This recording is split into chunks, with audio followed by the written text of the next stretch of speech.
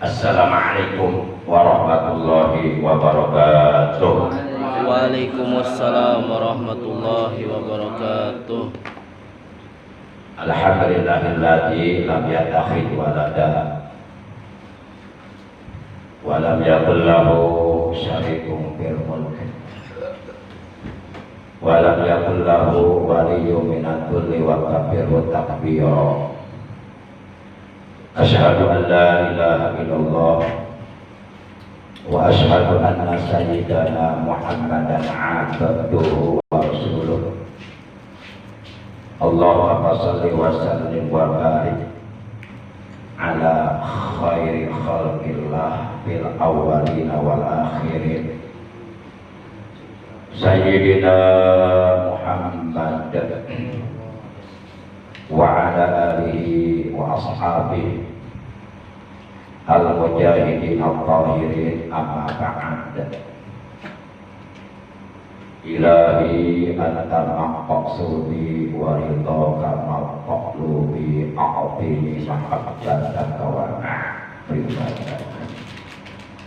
Ma'asyiral muslimin, segenap jamaah majlis manaqib Sultanul Awliya Qausul A'zam Qutbul Alamin As-Sayyid Syekh Abdul Qadir Al-Jailani Qaddasallahu sirrah, yang dimuliakan oleh Allah rahimahullah wa hadakumullah.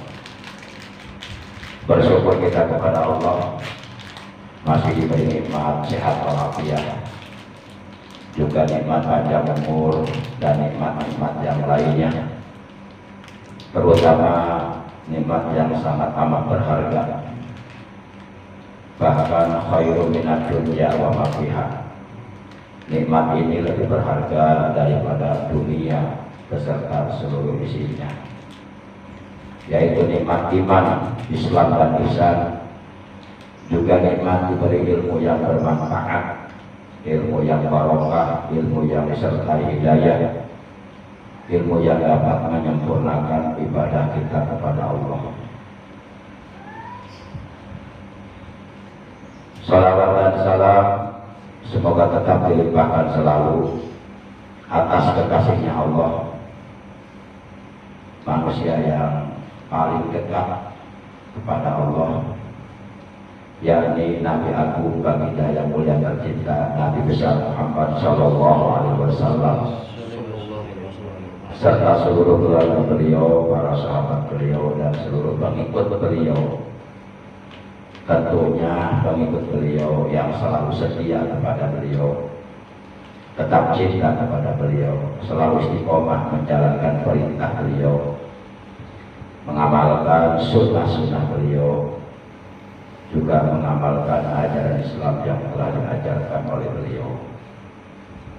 Semoga kelak di hari kiamat kita semua yang hadir dalam majlis manaqib yang mulia ini mendapatkan syafaatul uzma dari beliau, juga mendapatkan telaga beliau yang ada di hari kiamat, serta dapat berjumpa bersama beliau dan dikumpulkan oleh Allah dengan beliau di dalam surga Allah Subhanahu wa taala. Amin ya Allah. Amin. Ma'asyiral muslimin, ikhwan, thariqah, qadiyah wa naqsabandiyah rahimakumullah wa hadakumullah. Mohon maaf saya datang terlambat karena baru nyampe rumah selesai mengisi taklim rutin di Masjid Nurul Huda Al-Manan, Kampung Menan, Desa Sukamaju, Kecamatan Jonggol. Ikhwan yang dimuliakan oleh Allah Subhanahu wa taala, untuk mau'izatul hasanah atau tausiah Islamiyah dalam acara manaqib yang mulia ini, saya ingin membahas tentang sholat yang berkaitan atau yang dikaitkan dengan ilmu fikih, namun mudah-mudahan nanti ada hubungannya dengan ilmu tasawuf. Sebagaimana kita ketahui bahwa sholat fardu 5 waktu yang telah diwajibkan oleh Allah kepada setiap orang Islam yang mukallaf, yakni orang Islam yang sudah balik dan berakal sehat, itu adalah merupakan perintah Allah yang sangat amat terpenting dari perintah-perintah Allah yang lainnya. Karena sholat fardu 5 waktu ini menjadi tolok ukur, menjadi barometer terhadap diterima atau tidaknya amal ibadah yang lainnya, amal soleh yang lainnya, amal kebaikan yang lainnya yang kita lakukan selama kita hidup dalam dunia. Nanti di hari kiamat semuanya itu akan bergantung kepada sholat fardu 5 waktu. Artinya kalau sholat fardu 5 waktunya ditinggalkan, dilalaikan, disepelekan, diremehkan, dientengkan, maka amal kebaikan, amal soleh, amal ibadah yang lainnya yang kita kerjakan selama kita hidup dalam dunia, dari mulai mukallaf hingga meninggal dunia, itu seluruhnya akan menjadi sia-sia, sama sekali tidak ada nilainya di hadapan Allah. Diibaratkan seperti angka 0 yang berjejeran, dan di depan angka 0 itu tidak ada angka 1 atau angka 2 dan seterusnya. Berapapun banyaknya angka 0, 6, 9, 12, 15, 18, 21, tetap 0, gak ada nilainya. Demikianlah ibadah-ibadah kita, amal soleh kita, kebaikan-kebaikan kita yang kita kerjakan, itu akan seperti itu nanti di hari kiamat apabila sholatnya dilalaikan, apabila sholatnya ditinggalkan. Makanya malam ini saya ingin membahas keterangan yang ada dalam kitab Fathul Mu'in halaman 3. Assalamualaikum Ustaz.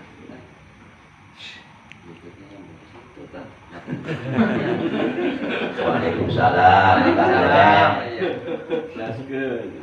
Rasanya ke dapur. Duduknya masih nyambung.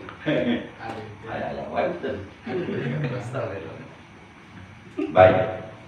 Makanya Al-Fakir mohon izin untuk membaca keterangan yang ada dalam kitab Fathul Mu'in halaman 3, baris yang ke-13 dari atas. Di sini diterangkan wal mafruḍatul 'ainiyatu khamsun fi kulli yaumin wa lailatin ma'lumatun minad dini bil darurati fayaqulu jahiduha. Wal mafruḍatul 'ainiyatu bermula salat fardu ain khamsun, itu ada 5 waktu atau 5 kali dikerjakan.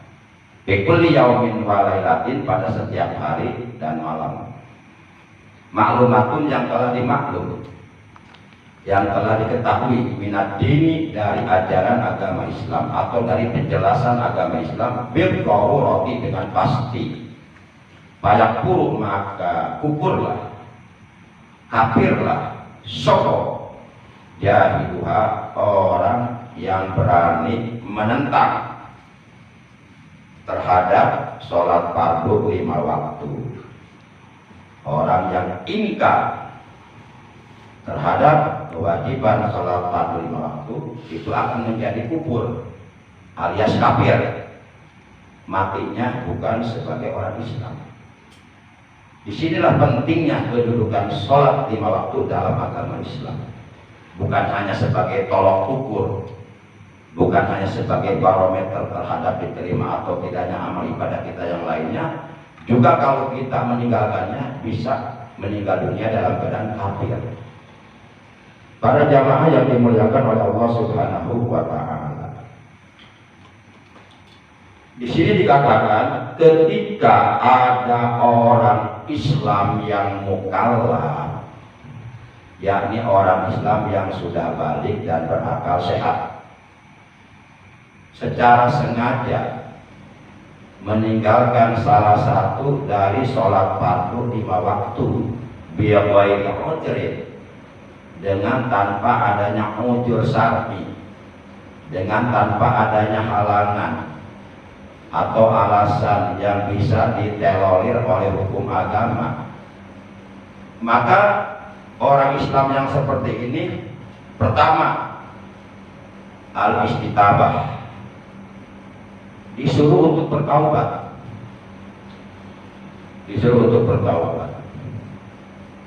apabila yang bersangkutan disuruh bertaubat masih tetap meninggalkan kewajiban sholat fardu 5 waktu, masih membangkang, masih melawan, ngeyel, di sini dikatakan wayu katalu dan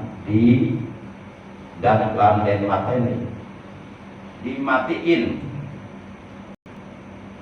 Nih keterangannya nih, wayu katalu ay al muslimun mukallafu tahiru haddan bidor bi unukin akhrajaha ay al maktubah amidan an waqti jam'in laha in kana kaslan ma'atiqadi wujubiha. Wayu talu dan dibunuh atau dimatiin, maksudnya al muslimu orang Islam, al mukallafu yang mukallaf, al tahiru yang suci, hadan sebagai hukum had atau sebagai hukum pidana, bidor diunukin dengan cara dipancung lehernya. In akhrajaha, jikalau orang muslim mukallaf tersebut dia keluar dari kewajiban sholat 5 waktu, maksudnya al maktubah, dari kewajiban sholat fardu 5 waktu atau sholat maktubah amidan dengan sengaja, an jam'in wakti jam'in, an wakti jam'in, melewati batas dari waktu penjamaannya lah terhadap sholat fardu 5 waktu. Ingkana jikalau ada ia kaslan itu karena malas mengerjakan sholat, ma'atiqadihi, dengan mengitikadkan di dalam hatinya wujubiha akan kewajiban sholat fardu 5 waktu. Jadi maksudnya begini, ini kita ngaji sedikit ya, ngaji ini kan kita patung ini, kitabnya nggak ada artinya ini, dan nggak ada sakalnya, nggak ada fathah atau romadiyah, nggak ada gundul. Jadi maksudnya begini, kalau ada orang Islam yang mukallaf, yakni orang Islam yang sudah balik dan berakal sehat, baik laki-laki maupun wanita,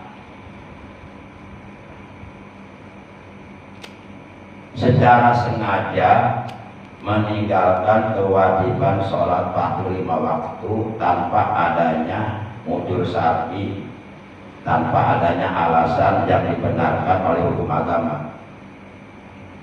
Ia meninggalkan sholat hanya karena malas saja, malas korean, atau hanya karena lebih mengutamakan urusan dunia, sampai berani menyepelekan sholat, lebih mengutamakan urusan dunia, kenikmatan dunia, kesenangan dunia, glamornya dunia, atau karena memang hatinya sudah hubung dunia, sudah cinta dunia. Oleh karena hatinya sudah cinta dunia, sampai sholat dianggap remeh. Dia tinggalkan tuh salah satu dari kewajiban sholat fardu 5 waktu dengan sengaja, padahal di hatinya masih mengiktikadkan bahwa sholat fardu 5 waktu itu wajib. Hatinya mengakui bahwa sholat fardu 5 waktu itu wajib, tapi dia berani meninggalkan itu hanya karena malas atau hanya karena lebih mengutamakan urusan dunia dan menyepelekan urusan sholat. Maka orang seperti ini itu dikenakan hukum had, dikenakan hukum pidana.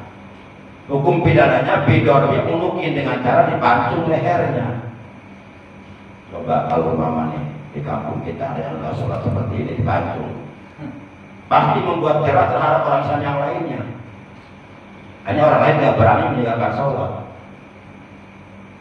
tapi realitanya nggak begitu, diantepin, jadinya banyak yang nggak sholat. Masya Allah, para jamaah yang dimuliakan oleh Allah Subhanahu wa Ta'ala. Lalu bagaimana Kalau umpama orang Islam mukallaf tersebut ya, secara sengaja dia berani meninggalkan sholat dan hatinya ingkar terhadap kewajiban sholat 45 waktu. Dia berani meninggalkan sholat dan hatinya menentang terhadap perintah sholat. Nah, bagi orang Islam mukallaf yang seperti ini ada jawaban di sini nih. Pada baris yang ke-20 dari atas jawabannya begini. Jawabannya mana saya cari dulu karena ini tulisannya kecil banget.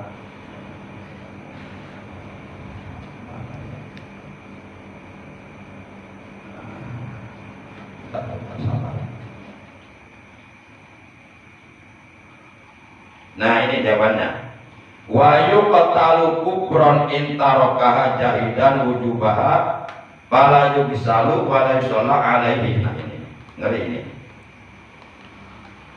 Wa yuqtalu dan dimatiin dengan cara dihukum pancung. Kubron sebagai orang kafir matinya. Jadi matinya bukan sebagai orang Islam. Walaupun dia 1000 kali ngaku Islam, tetap matinya oleh agama dihukumi sebagai matinya orang kafir. Walaupun di KTP-nya Islam, di KK-nya Islam, di paspornya Islam, gitu. Tetap menurut hukum agama dia matinya bukan sebagai orang Islam, tapi matinya sebagai orang kafir. Intaroka, jikalau ia meninggalkan hak terhadap kewajiban sholat fardu 5 waktu yang hukumnya fardu ain, jahidan karena menentang wujubah akan kewajibannya. Kemudian oleh karena orang ini matinya oleh agama dihukumi sebagai mati orang kafir, maka di sini dikatakan pala yuksalu, maka tidak usah dimandikan jenazahnya. Haram memandikan jenazahnya. Wala yusolat, dan tidak usah disolatkan jenazahnya. Haram menyolatkan jenazahnya. Alaihi atas orang Islam yang mukallaf yang meninggalkan kewajiban sholat fardu waktu dan hatinya menentang terhadap perintah sholat. Nah, kalau kita diharamkan oleh agama, oleh Allah dan Rasulnya memandikan jenazah orang yang matinya kafir menurut hukum agama, diharamkan memandikan jenazahnya, diharamkan menyolatkannya, lalu bagaimana? Yang nggak usah dimandiin, terus tidak mandi sholatnya, bisa semua, nggak usah disolatkan. Enak aja ketika hidup menentang perintah sholat, udah mati pengen disolatin, enak aja kata mereka. Kalau di sini sholat-sholat, hari bisa. Jangan dimandiin, ceburkan aja. Kalau ini dari laut paus. Nah, ini hukum agama.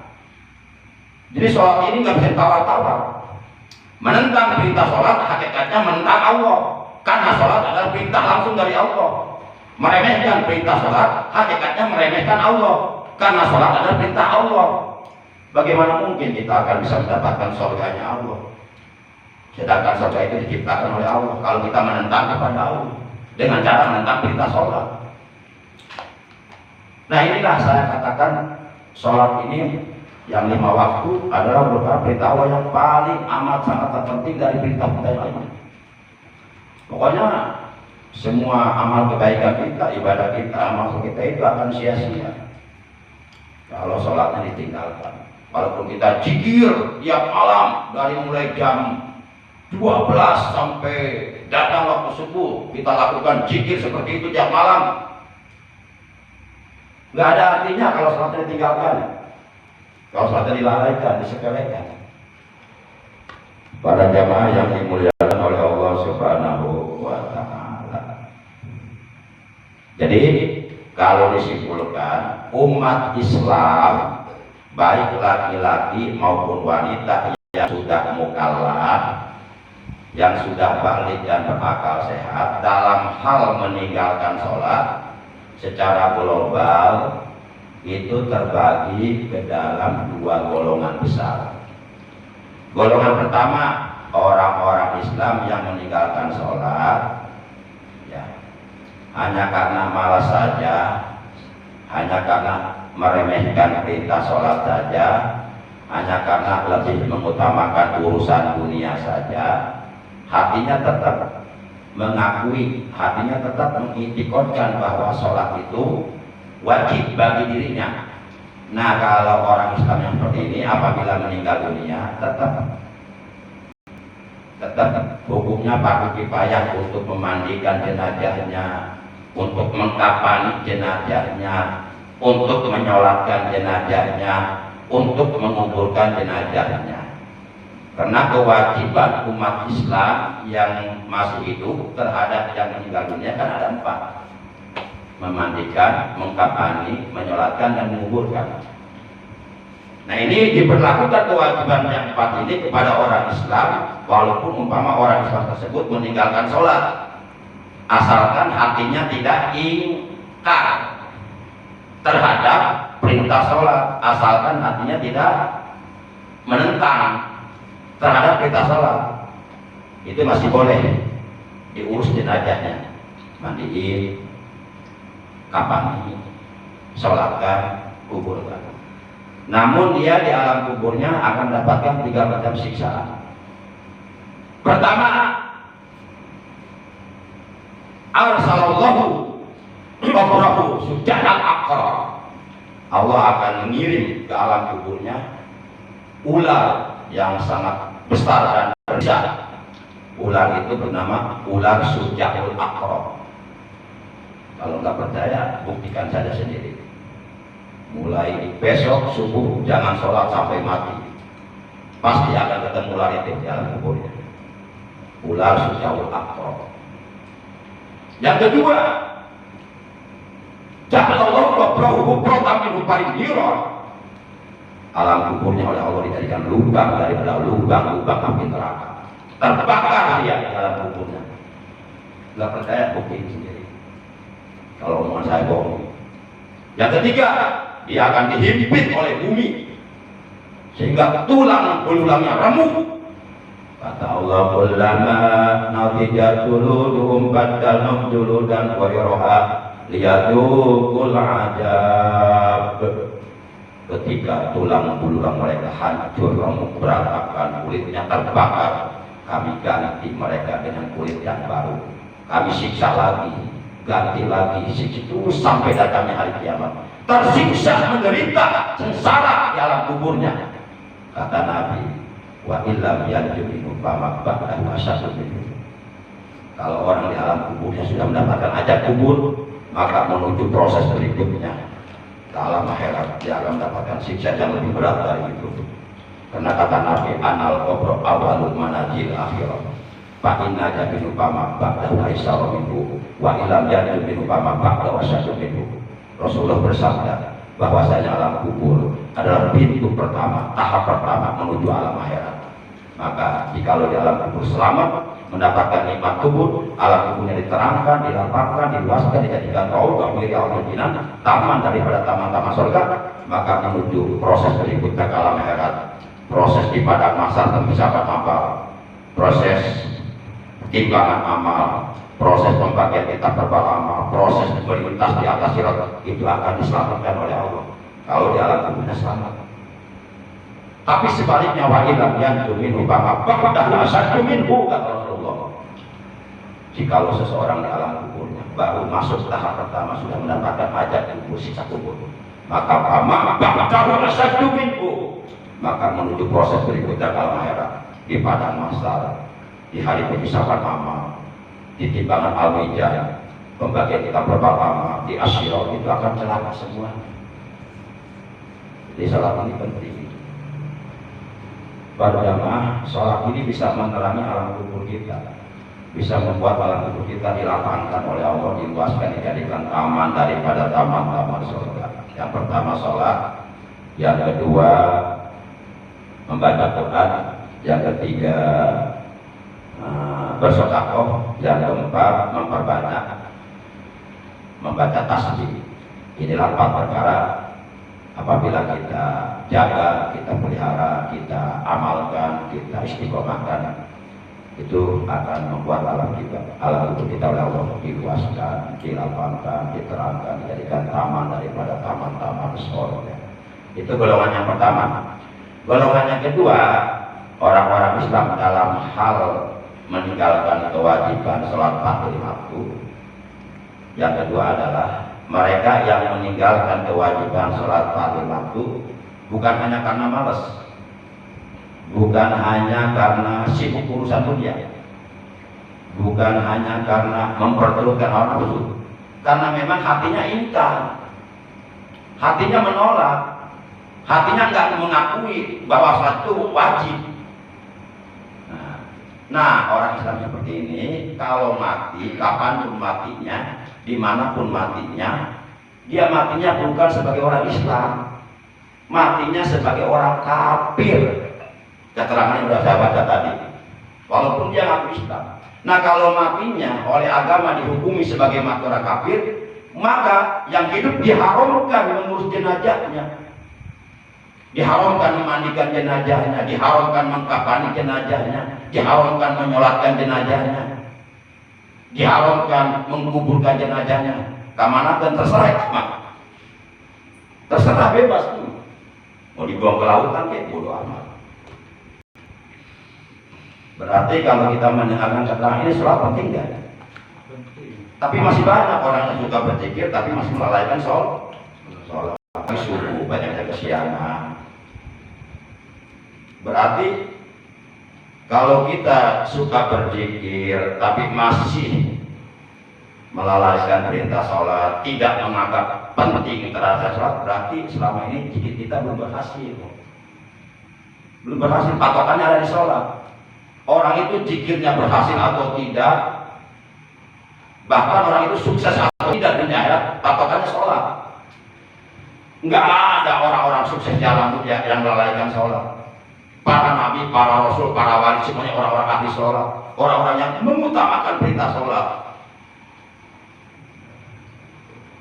Para jamaah yang dimuliakan oleh Allah Subhanahu wa Ta'ala, bahkan Rasulullah pernah bersabda, as-sholatu mi'rajul mu'minin.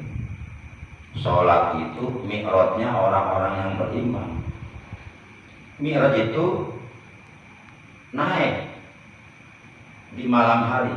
Nah, itu namanya mi'raj. Mandang ya, malam Jumat, penting-penting naik. Kalau ulun pamatikan abad bermi'raj tak?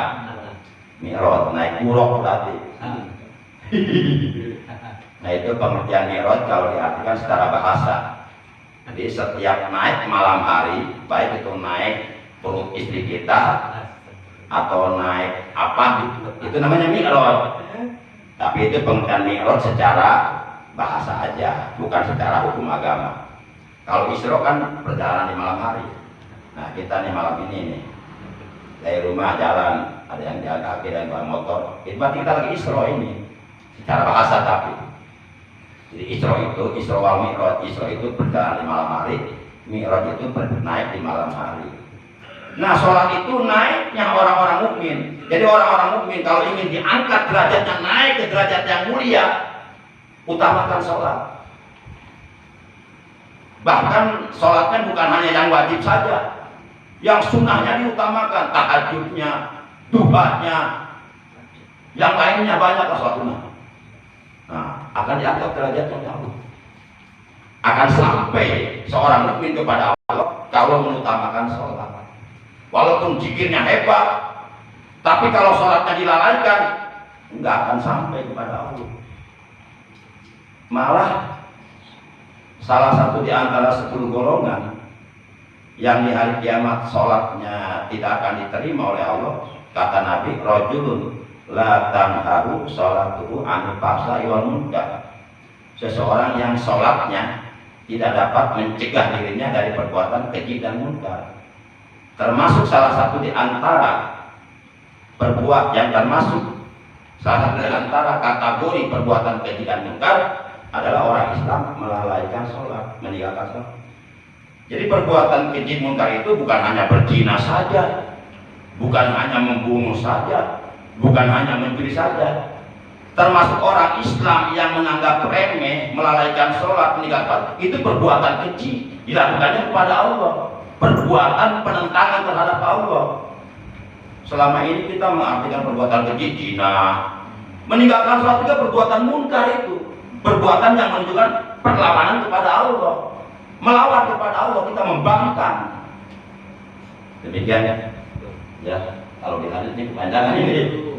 Nah, ya saya mah nggak bakal habis, masih ada sih, cuma nggak enak juga saya memangkalnya. Makanya katanya mau mi'raj ini kelamaan. Mi'raj bangkarnya mi'raj.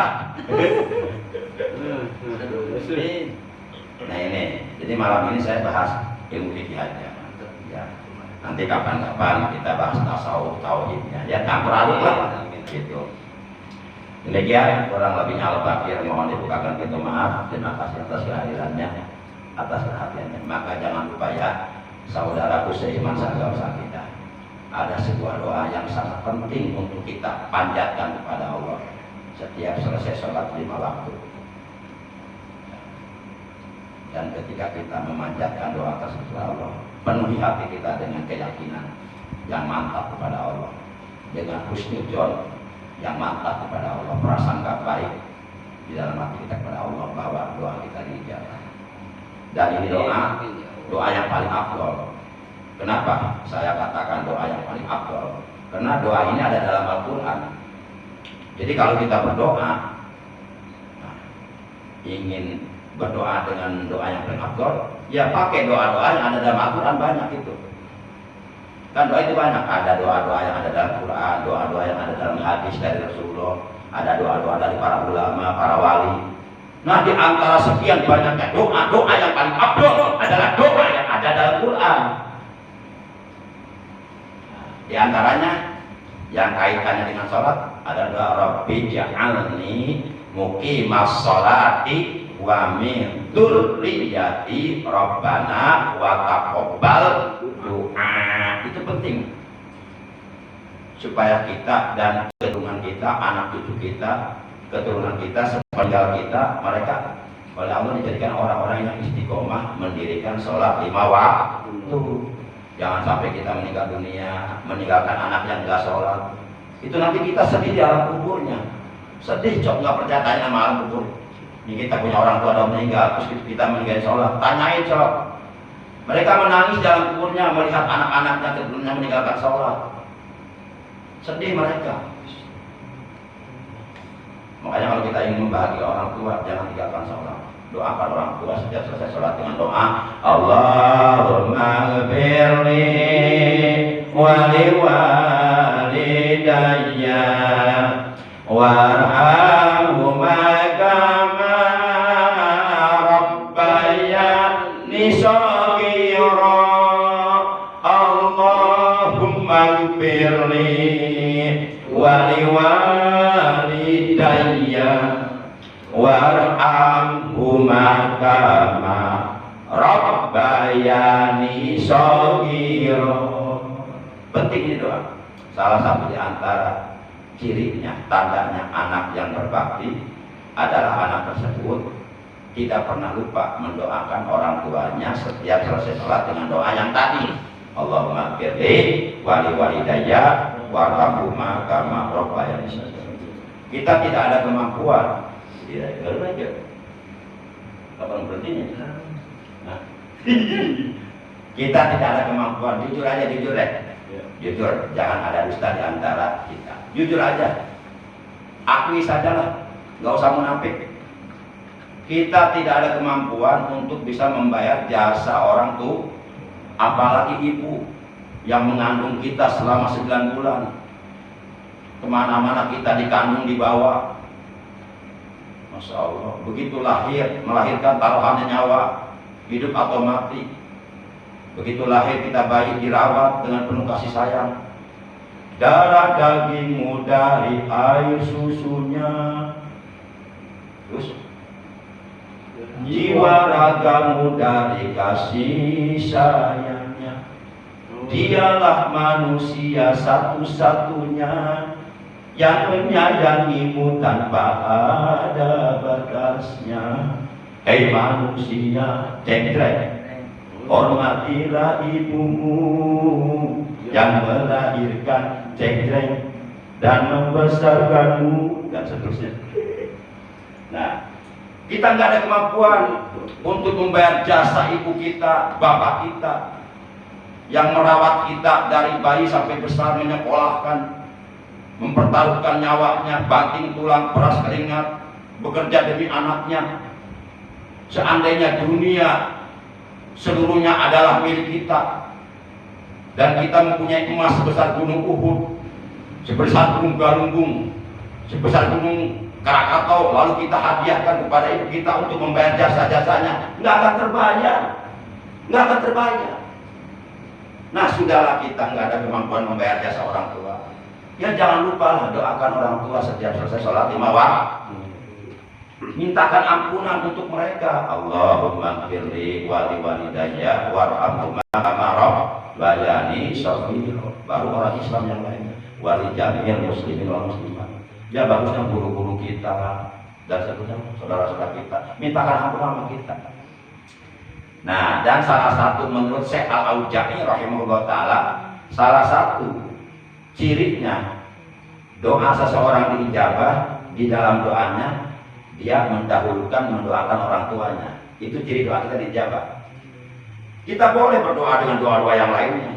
Silahkan doa minta berkah, minta usaha lancar, minta istri kuat 3, 4, terserah.